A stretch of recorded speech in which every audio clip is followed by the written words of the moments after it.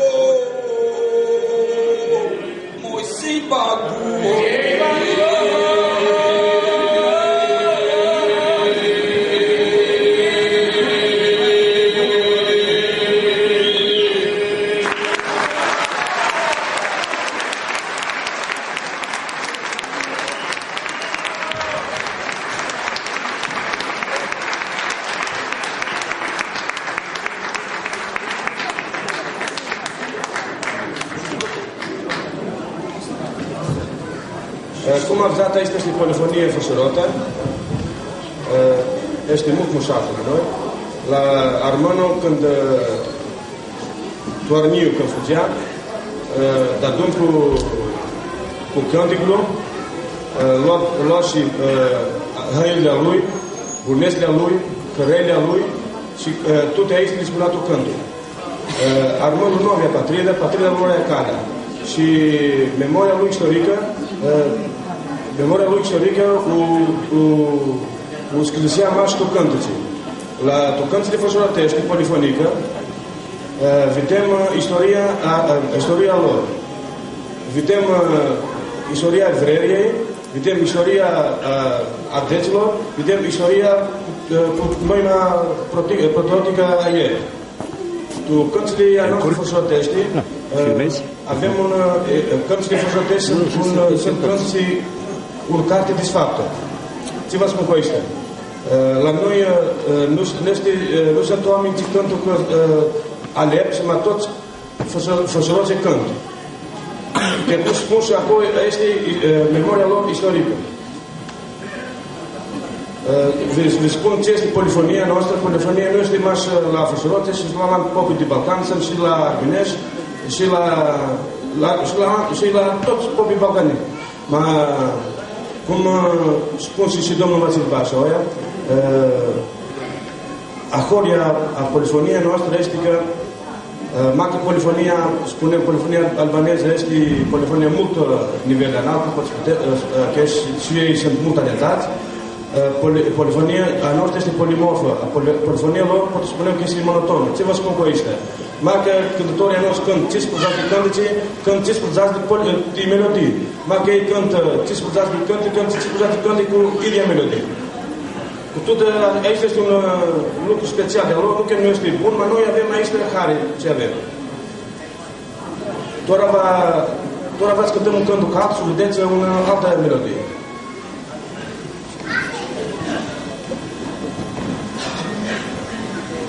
Nu mă lasă uita.